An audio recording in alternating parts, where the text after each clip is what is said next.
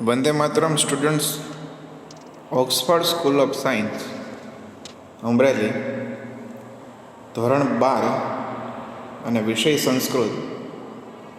એમાં જે 16મો પાઠ છે, પુતલિકા પરીક્ષા એટલે કે પુતળીની પરીક્ષા.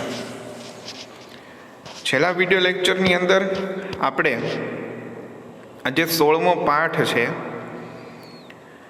એની જે કંઈ પણ કથા વસ્તુ આપણને આપવામાં આવેલી છે એનો સવિસ્તૃત અભ્યાસ આપણે કરેલો હતો. તો કથાનક શું હતું? તો કે કોઈક રાજા છે, એની રાજસભામાં કોઈક વેપારી આવે છે. એ વેપારી પાસે શું રહેલું હોય છે? તો કે 3 પૂતળીઓ રહેલી હોય છે. એ 3 પૂતળીઓ કેવી છે? તો કે કલાત્મક છે, ખૂબ જ સુંદર છે. આવી કલાત્મક પૂતળીઓને જોઈને રાજા છે એ ખૂબ જ પ્રસન્ન થાય છે. એટલે રાજાને પ્રસન્ન થયેલા જોઈને રાજાની સભામાં આવેલો તે વેપારી છે એ રાજાને આગ્રહ કરે છે કે તમે આ પૂતળીઓને ખરીદો. ત્યારે રાજા એ વેપારીને આ 3 પૂતળીઓ છે એ એમની કિંમત પૂછે છે, મૂલ્ય પૂછે છે કે આ 3 પૂતળીઓનું મૂલ્ય શું છે. એવા સમયે પેલો જે વેપારી છે, વણિક છે, એ રાજાને કહે છે કે હે રાજા, તમારો આ જે રાજ દરબાર છે ને એ ઘણા બધા રત્નોથી સંપન્ન છે. ઘણા બધા બુદ્ધિશાળી લોકો છે એ અહીંયા ઉપસ્થિત છે. ઘણા લોકો, ઘણા બધા વિદ્વાનોથી આ તમારો રાજ દરબાર શોભે છે. તો મારો આગ્રહ એવો છે કે આ રાજસભામાં ઉપસ્થિત બુદ્ધિસંપન્ન, વિદ્વાન અને રત્નો સમાન જે લોકો છે એમને જ તમે આ પૂતળીઓની કિંમત, મૂલ્ય જે છે એ જણાવવા માટે કહો. ત્યારે રાજા પોતાના રાજ દરબારમાં ઉપસ્થિત બધા લોકોને કહે છે. ત્યારે દરેક લોકો, મોટાભાગના લોકો છે એ પૂતળીઓની કિંમત જણાવવામાં નિષ્ફળ જાય છે. ત્યારે રાજા છે એ પૂતળીઓનું મૂલ્ય જાણવા માટેનું ઉત્તરદાયિત્વ જે છે એ કોને સોંપશે? તો કે પોતાના મંત્રીને સોંપશે. એમ કહેશે કે તમે જ હવે આ જે સમસ્યા ઉપસ્થિત થઈ છે એનું સમાધાન લાવો. એટલે મંત્રી શું કરશે? 2 હાથ જોડી ખૂબ જ વિનયપૂર્વક રાજાને જણાવશે કે મને આ જે કંઈ 3 પૂતળીઓ છે એનું મૂલ્ય જાણવા માટે થઈને થોડો સમય આપો. 2-3 દિવસની અંદર હું આ 3 પૂતળીઓનું મૂલ્ય છે એ હું તમને જણાવીશ. મંત્રી છે 3 પૂતળીઓને લઈને ઘરે આવે છે. થાકેલો હોવા છતાં, ભૂખ્યો હોવા છતાં પણ એ થાક અને ભૂખની અવગણના કરીને પોતાના જે રોજિંદા કાર્યો છે એનો ત્યાગ કરીને આ 3 પૂતળીઓનું મૂલ્ય જાણવા માટેના પ્રયત્નોમાં એ જોડાય છે. અને અચાનક આ જે મંત્રી છે એનું ધ્યાન પૂતળીઓના કાનમાં રહેલા છિદ્ર તરફ જાય છે. એટલે આ મંત્રી છે એ શું કરશે? તો કે સૌથી પહેલાં એ પહેલી પૂતળી છે એના કાનમાં એક દોરો એ પ્રવેશ કરશે, સળી પ્રવેશ કરશે. કર્ણે એકામ શલાકામ. શલાકામ એટલે શું થશે? તો કે સળી. પહેલી પૂતળીના કાનમાં એક સળી જે છે એ દાખલ કરશે. એનું પરિણામ શું આવશે? તો કે એ સળી, શલાકા જે છે એ બીજા કાનમાંથી બહાર આવશે. આવી જ રીતના બીજી પૂતળીના કાનમાં પણ એ સળી દાખલ કરશે, પ્રવેશ કરાવશે અને એ સળી મુખમાંથી બહાર આવશે. અને ત્રીજી પુત્રીના કાનમાં દાખલ કરેલી સળી જે છે એ બીજા કાન કે મુખમાંથી બહાર આવતી નથી, પરંતુ એ ઉદર એટલે કે પેટમાં જતી રહે છે. આ ઘટનાથી મંત્રી જે છે એ ખૂબ જ પ્રસન્ન થાય છે અને નિશ્ચિંત બનીને પોતાનો દિવસ પસાર કરે છે. અને બીજા દિવસે રાજસભામાં ઉપસ્થિત થાય છે. ત્યારે રાજા એમને કહે છે કે શું તમે પુતળીઓના મૂલ્ય ભેદનું કારણ જાણ્યું? ત્યારે મંત્રી ખૂબ જ હર્ષ સાથે રાજાને વિનયપૂર્વક જણાવે છે કે મને આ ત્રણેય પુતળીઓનું મૂલ્ય જે છે એ ખ્યાલ આવ્યો છે. શું કામને? કઈ રીતના આ પુતળીઓનું મૂલ્ય મંત્રીએ આકેલું છે એ રાજસભાને જણાવે છે. અને જણાવતા કહે છે કે હે રાજા, મેં પ્રથમ પુતળી છે એમના કાનમાં એક સળી દાખલ કરી અને તે સળી બીજા કાનમાંથી બહાર આવી. એનો અર્થ એ થાય છે કે કેટલાક લોકો એવા હોય છે કે હિતકારી વચનોને સાંભળે તો છે, પરંતુ તે વચનોને સાંભળ્યા બાદ તરત જ બીજા કાનેથી બહાર કાઢી નાખે છે. એટલે તેનું મૂલ્ય, એવા લોકોનું મૂલ્ય અને તે પુતળીનું મૂલ્ય માત્ર કેટલું હોવું જોઈએ? તો કે 1 રૂપિયા જેટલું હોવું જોઈએ. ત્યારબાદ તો કે બીજી પુતળીના કાનમાં દાખલ કરેલી સળી છે એ મુખમાંથી બહાર આવે છે. એનો અર્થ એ થાય છે કે કેટલાક લોકો એવા હોય છે કે જે હિતકારી વચનોને સાંભળે તો છે, પણ એ વચનોનો બીજાને ઉપદેશ આપે છે. તેથી આવા લોકો અને આ જે પુતળી છે એનું મૂલ્ય માત્ર 1000 રૂપિયા હોવું જોઈએ. પહેલી પુતળીનું મૂલ્ય કેટલું? તો કે 1 રૂપિયા. બીજી પુતળીનું મૂલ્ય કેટલું? તો કે 1000 રૂપિયા. અને ત્રીજી જે પુતળી છે એના કાનમાં દાખલ કરેલી સળી છે એ બીજા કાનમાંથી પણ બહાર નથી આવતી કે મુખમાંથી પણ બહાર નથી આવતી. એ ત્રીજી પુતળી છે એના કાનમાં દાખલ કરેલી સળી ક્યાં જતી રહે છે? એના પેટમાં જતી રહે છે. એટલે એવા લોકો તરફ અંગુલી નિર્દેશ કરેલો છે કે જે હિતકારી વચનોને સાંભળે છે, બીજા કાનેથી એ બહાર કાઢી નાખતા નથી, અવગણી નાખતા નથી, કે માત્ર બીજાને જ એનો ઉપદેશ આપતા નથી, પરંતુ એ લોકો હિતકારી વચનોનું પોતે પણ પાલન કરે છે. તેથી આવા લોકો અને આ પુતળીનું મૂલ્ય કેવું હોવું જોઈએ? વધુ હોવું જોઈએ. એટલા માટે આ ત્રીજી પુતળી છે એનું મૂલ્ય 1,00,000 રૂપિયા જેટલું નક્કી કરેલું છે. આમ મંત્રી દ્વારા કહેવામાં આવેલી વાત અને રાજા સમક્ષ પ્રસ્તુત કરેલું આ ત્રણેય પુતળીઓનું મૂલ્યભેદનું કારણ ખરેખર આપણને એક ઉપદેશ આપી જાય છે, બોધ આપી જાય છે. શું?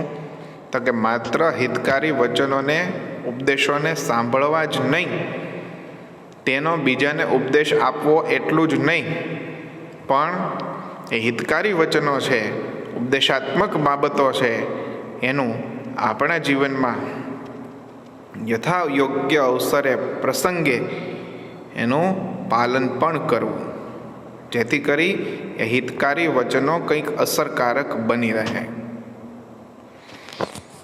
આ જે પાઠ આપેલો છે પુતલિકા પરીક્ષા,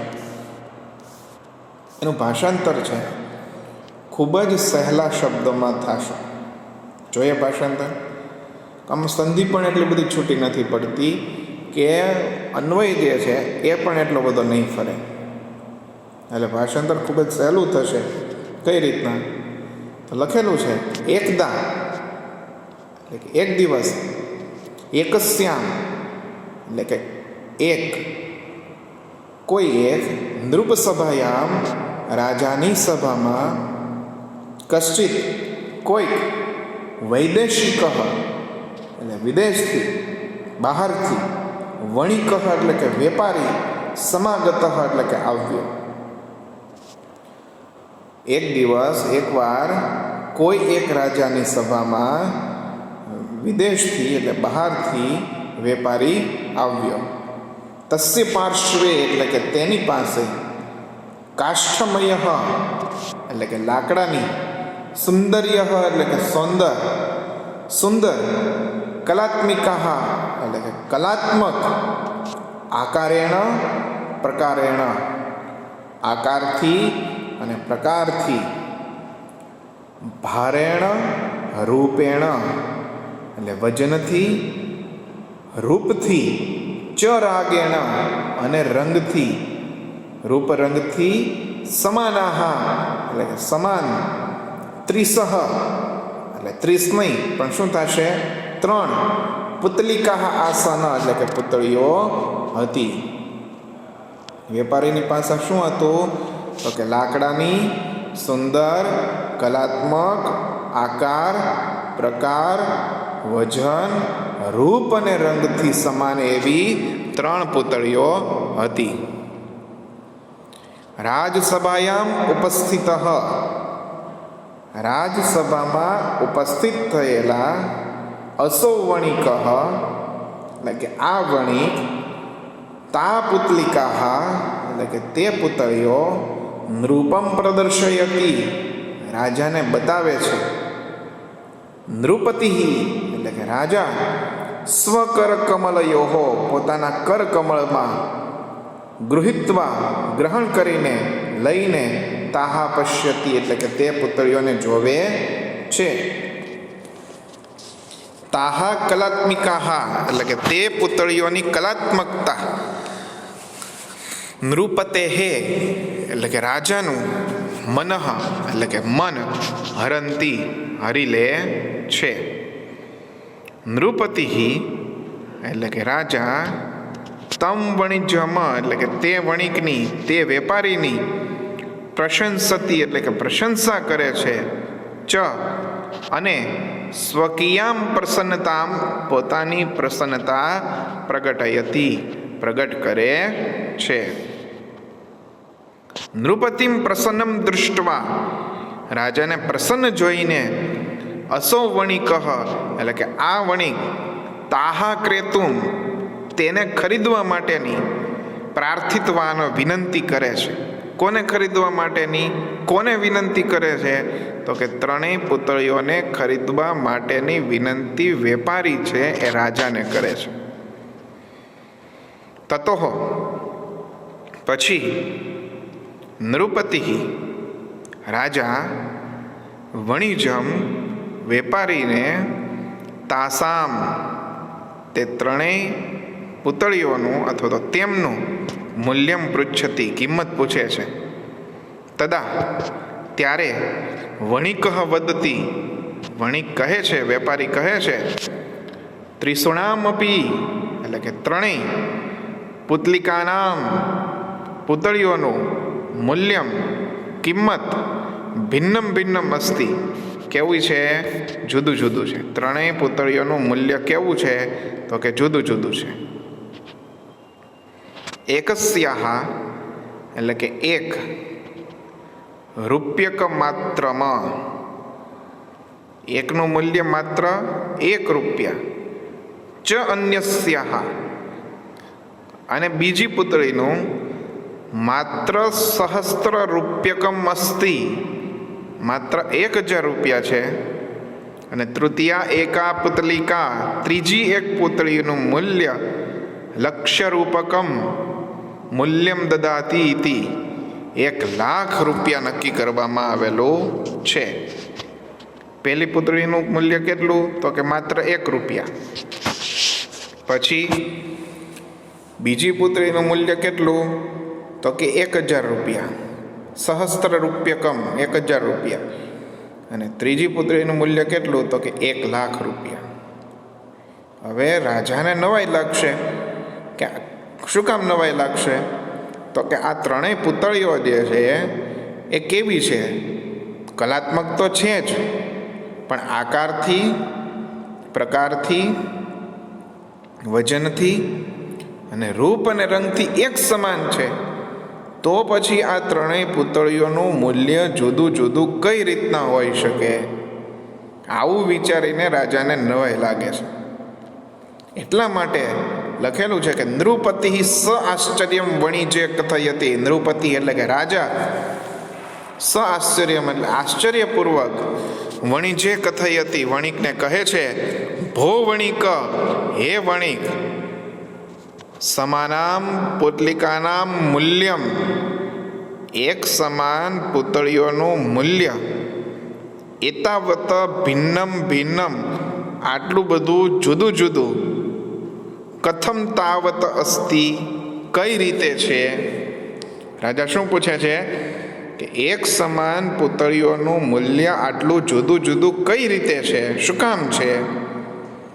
વણિક અવદત, વેપારી કહે છે કે અઈ નૃપ, અઈ નૃપ એટલે કે હે રાજા, ભવતઃ રાજસભાયામ, ભવતઃ એટલે કે આપની, રાજસભાયામ એટલે કે રાજસભામાં, અત્ર અહીં, બહવઃ ઘણા બધા, વિદ્વાંસઃ એટલે કે વિદ્વાનો, અને વિચક્ષણાઃ એટલે કે બુદ્ધિમાન, પુરુષાઃ એટલે કે પુરુષો, વ્યક્તિઓ, લોકો, વિરાજન્તે શોભે છે, બિરાજે છે,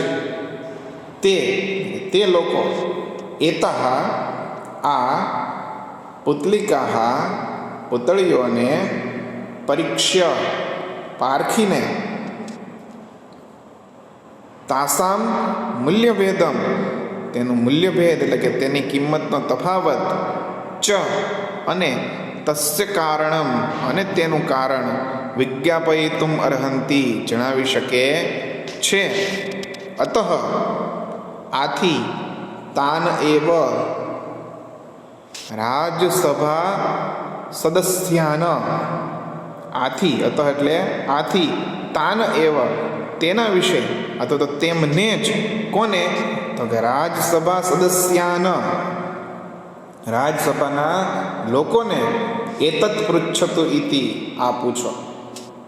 વેપારી શું કહે છે કે તમારી રાજસભામાં ઘણા બધા બુદ્ધિમાન વિદ્વાન પુરુષો બિરાજે છે, તો તમે જ તે એમને કહો કે તે લોકો જ આ પૂતળીઓનું જે કાંઈ જુદું જુદું મૂલ્ય છે એમના વિશેનું રહસ્ય જણાવે, કારણ જણાવે.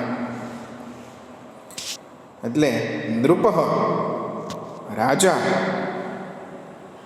ઉપસ્થિતેભ્ય એટલે કે ઉપસ્થિત, રાજસભા સદસ્યભ્ય રાજસભાના સદસ્યોને, પુતલિકાના મૂલ્યમ પૂતળીઓનું મૂલ્ય, ચ અને તત્ર કારણમ અને તેનું કારણ, વિજ્ઞાપયિતુમ જણાવવા માટે થઈને, નિવેદિત્વાન નિવેદન કર્યું, નિવેદન કરે છે. નૃપસ્ય નિવેદનમ અનુસરંતઃ રાજાના નિવેદનને અનુસરતા, બહવો ઘણા, વિચક્ષણઃ બુદ્ધિમાનો, સમાગત્ય આવીને, પુતલિકાના મૂલ્યભેદમ પૂતળીઓનું મૂલ્યભેદ, કિંમત ભેદ, ચ તત્ર કારણમ અને તેનું કારણ, જ્ઞાતુમ જાણવા માટે, પ્રયત્નમ કુર્વંતઃ પ્રયત્ન કરે છે, પરંતુ કહ અપી કોડપી ત્યાં સંધિ છૂટી પડશે, કહ અપી એટલે કે કોઈ પણ, તત્ર તેમાં, સફલો ન અભવત કોઈ પણ તેમાં સફળ થતું નથી. રાજાએ રાજસભાના સદસ્યોને વિનંતી કરી કે ભાઈ આ ત્રણેય પૂતળીઓની કિંમત અલગ અલગ શું કામ છે એ આપણે જાણવાનું છે, એ તમારે જણાવવાનું છે. એટલે રાજાના નિવેદનને અનુસરતા જે રાજસભામાં ઉપસ્થિત સદસ્યો છે એ ત્રણેય પૂતળીઓનું મૂલ્યભેદ જાણવા માટેનું, મૂલ્યભેદ માટેનું કારણ છે એ જાણવા માટે પ્રયત્નશીલ થાય છે. પણ રાજસભામાં ઉપસ્થિત જેટલા પણ લોકો છે એમાંથી કોઈને પણ એમાં સફળતા મળતી નથી. તો હવે આગળ રાજા આ કાર્ય કોને સોંપશે? તો કે એના મંત્રીને સોંપશે. એટલે લખેલું છે કે તતો એટલે કે પછી, અસૌ નૃપ એટલે કે આ રાજા, તત્કાર્યમ તે કાર્ય, મંત્રીને સમર્પિત્વાન મંત્રીને સોંપ્યું. ચતુર મંત્રી એટલે કે ચતુર મંત્રી, ઉત્થાય ઊભા થઈને, દિન ત્રય અનંતરમ અહમ, 4 શબ્દો અલગ પડશે એમાંથી. ક્યાં ક્યાં? તો કે દિન ત્રય અનંતરમ અહમ, 2-3 દિવસ પછી. દિનત્રય અનંતરમ એટલે શું થશે? 2-3 દિવસ પછી. અહમ એટલે હું, એતત વિજ્ઞાય આ જાણીને, આ કારણ જાણીને, ભવતે નિવેદયિષ્યામિ સામાન્ય ભવિષ્યકાળનું રૂપ છે. ભવતે નિવેદયિષ્યામિ હું આપને જણાવીશ, ઇતિ એમ, નૃપાય રાજાને, સવિનયમ અકથયત, અકથયત એટલે કથયસ્તન ભૂતકાળનું રૂપ થાય. રાજાને સવિનયમ વિનયપૂર્વક અકથયત કહ્યું. નૃપ રાજા, તથાસ્તુ ભલે તેમ થાઓ, ઇતિ કથયિત્વા સંબંધક ભૂતકૃદન થાય, ત્વા ઇત્વા એમ કહીને, રાજસભામ વિસર્જિત્વાન રાજસભાનું વિસર્જન કર્યું. રાજસભાને બરખાસ્ત કરી, પૂરી કરી. મંત્રી હવે શું થશે? જો બધા લોકો રાજસભામાં જે ઉપસ્થિત હતા એ આ કારણ જાણવામાં, પૂતળીઓનું મૂલ્યભેદનું કારણ જાણવામાં નિષ્ફળ ગયા. એટલે રાજાએ તે કાર્ય પોતાના મંત્રીને સોંપ્યું. અને મંત્રીએ શું કીધું કે હું 2-3 દિવસમાં આ કારણ જાણી અને હું તમને જણાવીશ. એટલે હવે શું થશે? તો કે મંત્રી એટલે કે મંત્રી, તાહા પુતલિકાહા એટલે કે તે પુતળીઓને, સ્વીકૃત્ય સ્વીકારીને, ગ્રહણ કરીને, ગૃહમ આગચ્છતિ ઘરે આવે છે. ગૃહમ આગત્ય ઘરે આવીને, પરિશ્રાંત અપી થાકેલો હોવા છતાં, બુભુક્ષિત અપી ભૂખ્યો હોવા છતાં, પરિશ્રમ ચ બુભુક્ષામ ઉપેક્ષ્ય થાક અને ભૂખની ઉપેક્ષા કરીને, અવગણના કરીને, સર્વાણી બધા જ, દૈનમ દિનાની રોજિંદા, કાર્યાણી એટલે કે કાર્યોનો, પરિત્યજ્ય ત્યાગ કરીને, તાહા પુતલિકાહા તે પુતળીઓને, સૂક્ષ્મ એક્ષિકયા એટલે ઝીણવટ ભરી દ્રષ્ટિથી, પરીક્ષતે એટલે પારખે છે. તતઃ પછી, સપુતલિકાનામ તે પુતળીઓના, કર્ણેશુ કાનમાં, એકમ છિદ્રમ પશ્યતિ એક છિદ્ર જોવે છે. ઇદમ છિદ્રમ આ છિદ્ર, કિમર્થમ શા માટે છે, ચિંતયત ઇતિ ચિંતયત, ઇતિ શબ્દ ક્યાંથી આવશે? તો કે છિદ્રમિતિ લખેલું છે ત્યાંથી. ઇતિ ચિંતય એમ વિચારતા, તસ્ય મનસી તેના મનમાં, અકસ્માત અચાનક, એક વિચાર સમુત્પન્ન એક વિચાર પ્રગટ થયો. તમ અનુસરન તે વિચારને અનુસરતા, અસૌ એણે અથવા તો તે, પુતલિકાનામ કર્ણે પુતળીઓના કાનમાં, એકામ શલાકામ પ્રાક્ષિપત, એકામ એટલે કે એક, શલાકામ એટલે કે સળી, પ્રાક્ષિપત એટલે કે દાખલ કરી. સર્વાસુ પુતલિકાસુ બધી પુતળીઓના, પ્રક્ષિપ્તાયામ દાખલ કરવામાં આવેલી, શલાકાયામ સળીના, પરિણામત્રયમ એટલે કે 3 પરિણામો પ્રાપ્ત થયા. એકસ્યાહ એક, પુતલિકાયાહ પુતળીના, કર્ણે કાનમાં, પ્રક્ષિપ્તા દાખલ કરેલી શલાકા સળી અપરસ્માત કરણાત બીજા કાનમાંથી બહિ નિર્ગતા બહાર નીકળી. દ્વિતીયા બીજી પુતલિકાયા પુતળીના કર્ણે કાનમાં પ્રક્ષિપ્તા દાખલ કરેલી શલાકા સળી મુખાત બહિ નિર્ગતા મુખમાંથી બહાર નીકળી. તૃતીયાયા પુતલિકાયા ત્રીજી પુતળીના કર્ણે કાનમાં પ્રક્ષિપ્તા દાખલ કરેલી શલાકા સળી ઉદરમ ગતા પેટમાં ગઈ પુનઃ બહિ ન સમાગતા પણ એ બહાર આવી નહીં.